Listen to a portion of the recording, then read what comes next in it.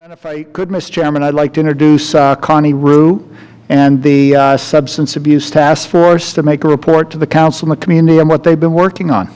Absolutely. Good evening. Good evening. As you said, I'm Connie Rue, and I am a member of our Community Task Force on Substance Abuse Prevention, which is a task force of our Safe and Healthy Sanford Coalition.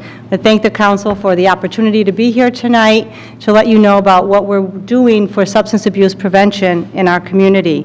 I'd like to start by introducing our task force, and bear with me because I'd like them to give you their names and where they work so that you can see who's engaged in our community efforts. We have Colleen Adams, who is here with us tonight, and she represents the Sanford Police Department. Sarah Crowley, unfortunately, was sick tonight, but she is a parent. She lives in our community, and she also works with Day One with their adolescent substance abuse services. Sylvie Demur is here with us tonight, and she is the regional director for the Sanford Counseling Services. We have Linda Roast, who is a parent. She also has students in our public school system, and she's an employee of Rub Manufacturing, which is a local business. Marissa LaRose, who also could not be with us, is our assistant for the Safe and Healthy Sanford Coalition, and she's also a parent. Rachel Phipps is our project director for our Safe and Healthy Sanford Coalition. Shannon, who also is not here tonight, is a community outreach and media producer for our Sanford schools, and she works with youth in our community, along with Sarah Schnell, who is a media production coordinator for our Sanford schools and our community, and she also works with a lot of our youth. And then we have Megan Walsh, who is a substance abuse counselor in our Sanford school system. So as you can see, we have a varied group of many sectors of our community being represented, and we're in our beginning stages as a task force, so we're definitely looking to broaden the scope of our members and to have those areas that are not represented in our community to become members. The mission of our task force is simple, but it's not easy. And our mission simply is to reduce substance abuse by addressing factors in the community that increase the risk of substance abuse. So we hope this presentation tonight will be heard by our Sanford community and will generate some interest in this topic. Like communities all across America, Sanford is also facing challenges that are presented by the threat of drugs and alcohol in our communities, in our schools, in our work sites, with our families, and most importantly, with our youth. Many communities across America are banding together and are forming strong citizen coalitions to look at the environment that our kids are growing up in our communities, and to see what types of conditions exist that would cause kids to use drugs or alcohol. Because we realize that behavior is directly connected to someone's environment. And when I say environment, I don't just mean their parents or their home, but we're talking about the schools, we're talking about where they play, where they may work if they have part-time jobs, what messages they see as they're out and about in our community, and what other opportunities we offer for our youth. So the question is, where do we begin if we really want to look at our community to assure that the message that we're sending our youth is that drugs and alcohol are not part of who we are? So as a task force, we thought, well, the first place to start is with our leadership, those members of our community that have been our elected representatives and are the decision makers for us. So again, thank you for allowing us to be here tonight. But we always want to keep in mind that this is a community problem, and this is something that we need the whole community to support if we're going to do anything. So we have a lot of data that we've collected as a task force. In the spring of 2011, the students in grades 7 through 12 took what we called a school climate survey. This survey provided us with some information about what our kids are saying about usage of drugs and alcohol. We also have collected and are looking at some local police data, and we've been comparing that to some of the national data. So we recognize the importance of sharing data. Data is not any good if it's just on a piece of paper. We need to bring this information to our community and raise awareness. So we're going to start by sharing with you some of the data tonight. We have a lot of data. We really honed it down to give you just a general overview of some of the things that we think are of issues in our community. So I'd like at this point to introduce Megan Walsh, who is a substance abuse counselor in the Sanford school system, that will be presenting this data. Thank you, Connie. Good evening, council members. Good evening, audience. Good evening, community of Sanford. My name is Megan Walsh, and I've been working in the Sanford schools for a while, roughly since 1989. I've worked with families and students that have struggled with issues of substance abuse. I'm here to give you some data, as Connie mentioned. The data represents our students. Those students are your children. They're your grandchildren. They're the future of America. The police know these numbers. The emergency room doctors know these numbers. The teachers know these numbers because we see the effect of the use of substances every day on our kids and in our community. We're here to share this information with you, the town government, and our community in hopes that you will have an interest and investment in the kids of our future. It is important that everyone have this information so that everybody can be involved in crafting the solution. So the following information is gathered, as Connie mentioned, from a statewide survey that's been administered for a number of years in the entire state of Maine. So I'd like to direct your attention to the first slide. We just have a couple, so not to inundate folks with too much data. 1 in 4 students admitted to using alcohol in the last 30 days. That's equivalent to 297 students. So some people might just say 1 in 4, that's not bad. But if the 1 in 4 kids is one of your kids or one of your grandchildren, that's enough to be concerned about for you, for the community. It's also a predictor for future use. The younger kids are when they start drinking, the greater the chances are of them having a long-term substance problem. The next slide. The next slide. 1 in 5 students admitted to using marijuana in the last 30 days. And again, that may not seem like very many, but it is 233 kids. Again, could be your child, your neighbor's kid. One of the things that's concerning to us, and it's concerning to actually everybody across the United States, is that the use of marijuana is actually on the rise. Also, the potency of marijuana is also on the rise, and both of those substances are of great concern to us. And then the final slide. 1 in 3 students do not think people are at risk of harming themselves if they take 1 or more drinks of alcohol nearly every day. Now that might seem innocuous, but what that means is that kids, if they perceive that it's not going to be harmful to them, are much more likely to pick up. We know that the younger kids are when they start using the longer term effects. We also know that from a societal standpoint that it also presents a real difficulty for us. So these are just a couple of the statistics we thought would be interesting for you to have tonight, and Connie will tell you more. Thank you. Thank you.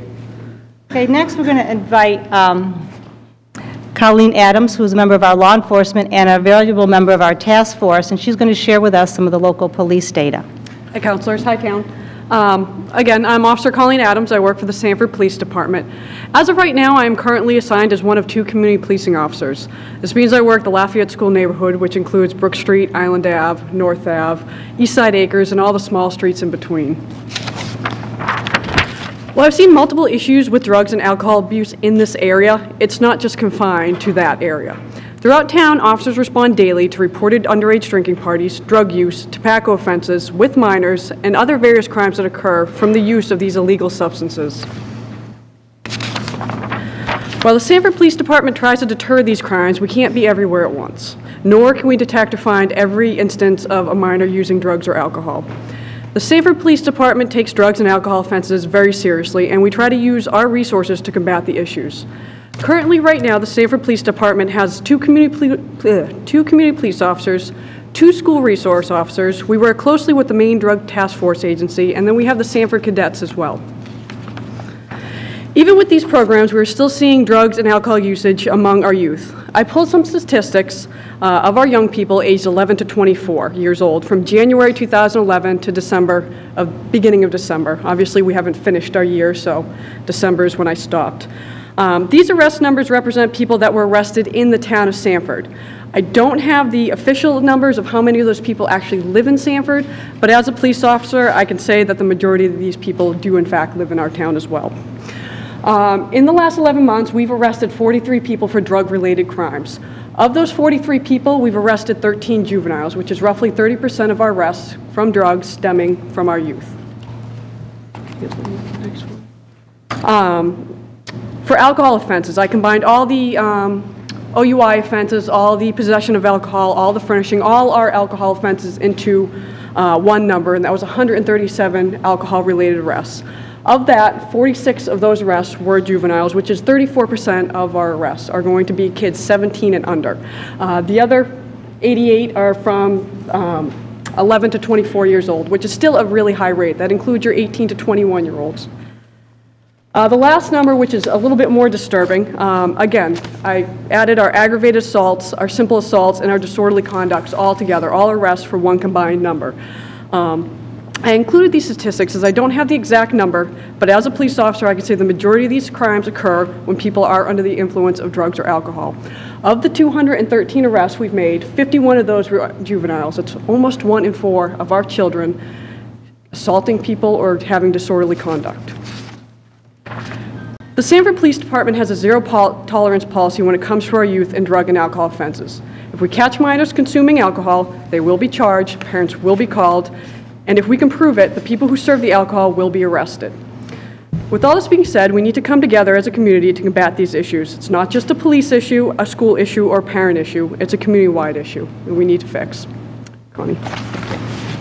Councilor Mastracchio has a question.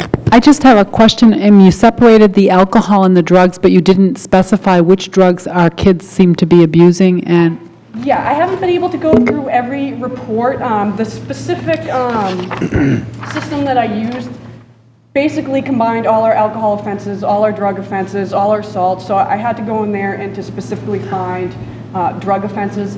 I haven't gone through and pulled every of the 51 reports to see what they're being charged with.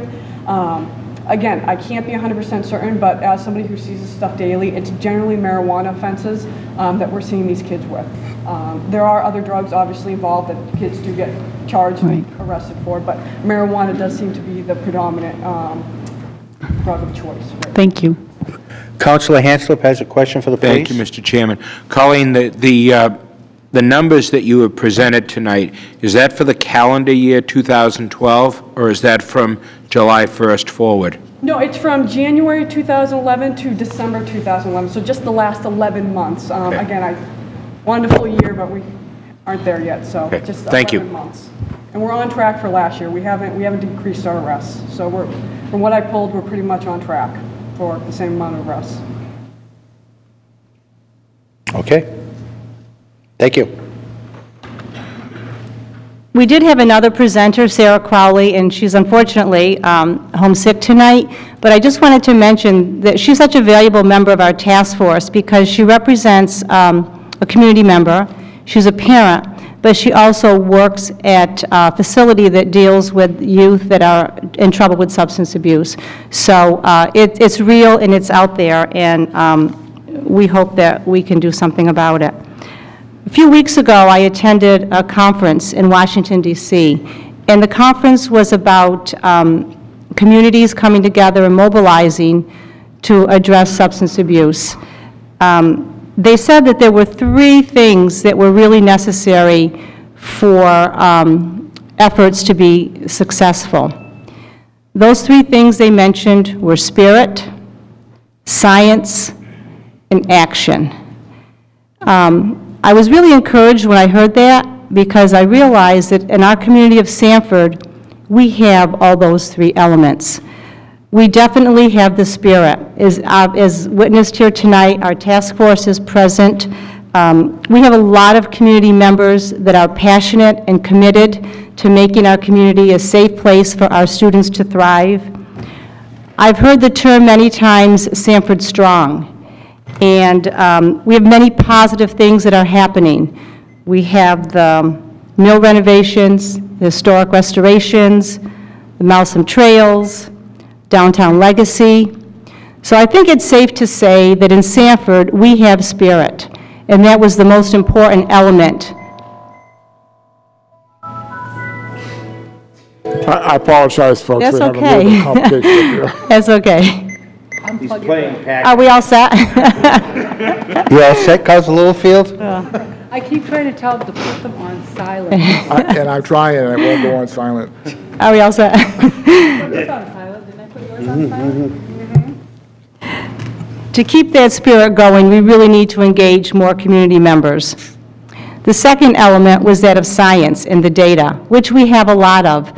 But what we need to do is really take a look at that data and hone down on it to find out what specifically in our community we need to look at and maybe make some changes or things that need to be addressed. And we are certainly ready to take action.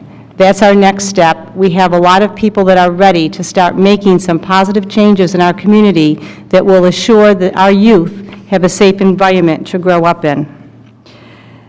Substance abuse prevention is complicated, and there's no one answer, but there's many options. Teaching our youth to just say no really isn't good enough anymore. We need to provide them with positive things to say yes to. And if we tell them to say no, but our environment that they live in tells them that it's okay, then it doesn't have much impact. And I know this may sound like a cliche, but the youth are definitely the future of our community. The investments that we make in them are going to pay off in dividends of healthy, productive members of our community that will lead us into the future. I've been a proud member of this community for over 30 years, and I believe that now is a perfect time for all of us to become involved in this momentum, to join other communities across America and see what we could do here in Sanford to make our community drug-free and to assure our youth that we're doing everything we can to provide them with an environment that says drugs and alcohol are not part of who we are. So where do we go from here, and why are we here tonight? Well, we're not asking for money, and that should be encouraging, and we're not really asking you to do more, because we realize how busy you are and how committed you are and how time constraints you already have. But what we're asking for is what can we do together to look at our community and to start looking at some of these issues. So we'd like actually one thing from the council, if that's possible. We would request a workshop where we can come back and listen to your feedback, your ideas, start maybe looking at some of this data more closely to see where the issues are that we need to address so that we can be assured that we have the right strategies for the right problems that we're trying to fix. So that's one thing we'd like tonight, is a workshop with the council. And the second thing we're hoping is that those people in the community that are listening to this will be encouraged to join our efforts, because as I said, it's a community issue. We're not here to dump it on the council to solve. We don't want the school to solve it. We don't want law enforcement to solve it. As a community, we all need to work together to assure that we have a safe environment for our youth. So if there's any questions, task force or myself can answer them. Council Littlefield?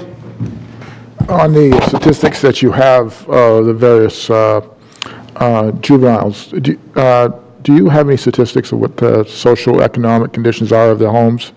Are they single family? Do they have jobs? The parents have jobs, unemployed, underemployed? We don't have that specific data. We have data regarding poverty levels in Sanford. We have data regarding the number of single households in Sanford, but we don't have specific data of the students that are living in those homes as far as if they're using drugs or alcohol. We just have the cumulative data of our schools. Is there a reason you don't have that data? Are you prevented from collecting it, or is it? We probably haven't honed it down enough to ask that question yet as far as where they are living, and a lot of it is anonymous when we get the data, so we don't know specifically who's answering what questions. From the council standpoint, it's important to us to know that, at least it is for Right. me, so that we can, if there's areas of the town that we need to target because we got more of that concentrated in one area of town, then we can do that. I'm sure for the rest issues, the police know those areas, but if we've got some issues of social economic Right. depression that are causing these substance abuse issues, then that's something that maybe we can try to address it as the entire community and not, and I think that's important. Right, and I will say that we have been running some small focus groups with some of the youth in our schools, and we've been asking them questions such as, where do you drink or where do you smoke? And believe it or not, that most of our students are very honest, and they're saying at home. So, you know, we can always assume that it's the parts of town that we feel are the trigger areas, but when we get students telling us that they drink or smoke at home or their friend's house, then again, that's the importance of the data, of where the story is, where do we need to address our energies. And substance abuse and underage drinking is across the board. We have found that it's you know, it may not necessarily be one sector or another, but all kids are at risk.